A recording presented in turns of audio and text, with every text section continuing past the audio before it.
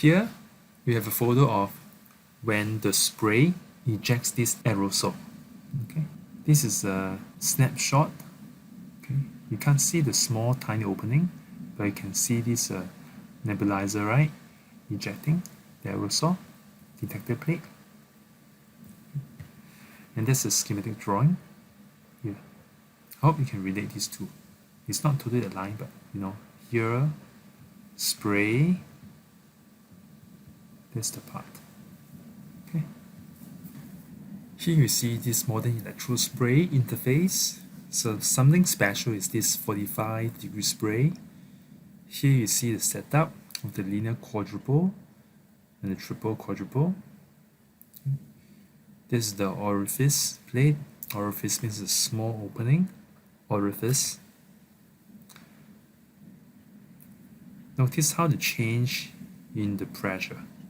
Okay, so on the outside, the outskirt is of a higher pressure, but once you go beyond the schema, it's of a lower pressure. Why lower pressure? Because if it's a high pressure, you force the particles to come too close together. You want it to split. You can't have too much of a pressure. Here another diagram that when you spray in this case, right, you see, I would like you to pay attention to the different segments here. So at first you have the atmospheric pressure, 760 torr. Torr stands for torricelli. 1 torricelli is approximately equal to 1 milliliter mercury on a barometer. So this is about atmospheric pressure. And then you decrease the pressure now, okay, because now you have a capillary, that enclosed space, you don't want to have high pressure.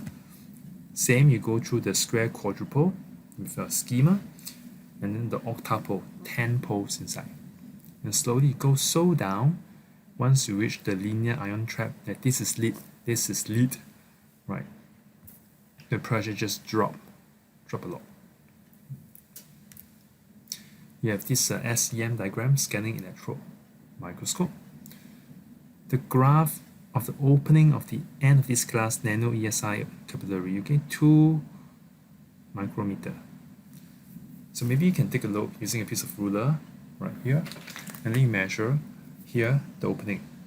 If it's 2 cm for you, then 2 cm over the actual size is 2 micrometer. What is the resolution? What is the enhancement in terms of magnification? This orifice. As you spray, we have this dynamic capturing of the aerosol. So you see that because further to the orifice, it has split so much, right, due to the Coulombic repulsion. The density of the color is lower because it has a lower concentration, but here you see a high amount because they're still trying to stay together. A bit more photograph. This is how we take photo in scientific lab using SEM. We got a very expensive camera. By varying the different voltage applied to the spray, then we can get different kinds of your spray. See, cone jet, pulse cone jet, multi jet, spindle dripping. Take it like a kind of camera mode on your iPhone or your camera. Okay. However, you should know that only the pure cone jet mode will deliver stable electrospray for analytical work. Stable, meaning that we want to be reproducible. We do not want to be random. We want to be accurate, okay, reliable. So what we do is, right, again, as scientists, we try different modes. And then we see which one gives you more consistent, repeatable data. And it turns out that it's your cone jet. Now, we apply this into a research for the nano ESI. So first of all, know some terms: BSA, bovine serum albumin, the mad cow disease case study. This is a full scan of the various BSA signal, and we have a fragmentation. Always look at the axis first. Here we have a few hundred. Okay. Now when we split it, we can really analyze the individual sequence of your amino acids in this protein. So here we're trying to do a peptide sequencing of the BSA. Note how much of the BSA used. 800 femtomole. 10 to the power of, is it negative 12?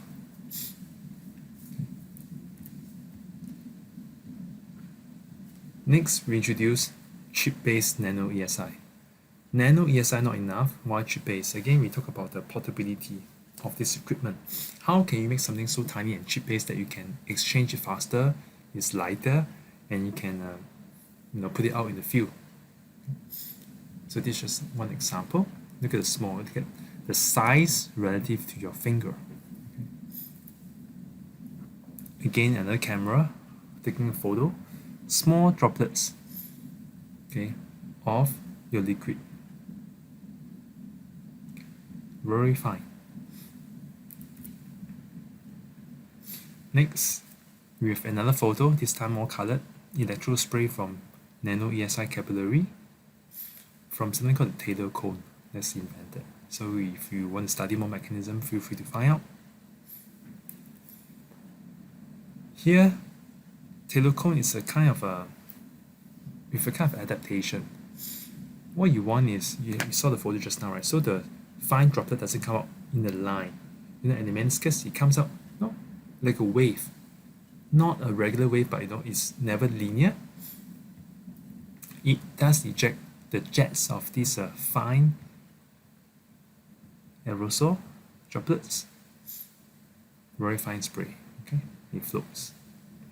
And they get attracted.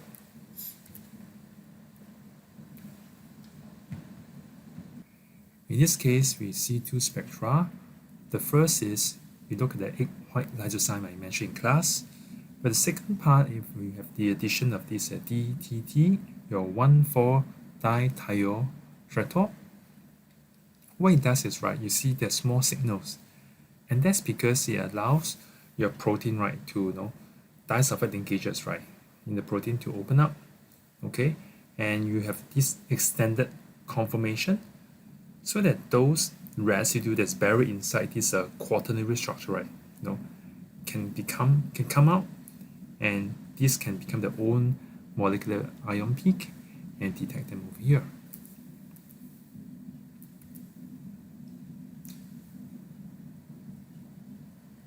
On this diagram, you see the correlation between the number of basic amino acids residue and the maximum number of charges observed through a self-polypeptide in your BSA, for instance, and your proteins under the ESI condition.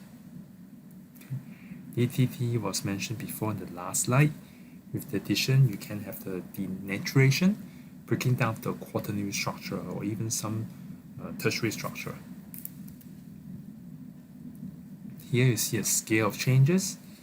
We have this calculated MZ value for different charge states. Okay, on this y-axis, you see this molecular weight. On the x-axis is the mass charge value. So these peaks, right, these are labeled with their own charge. Charge of 2, charge of 1, charge of 5, charge of 10.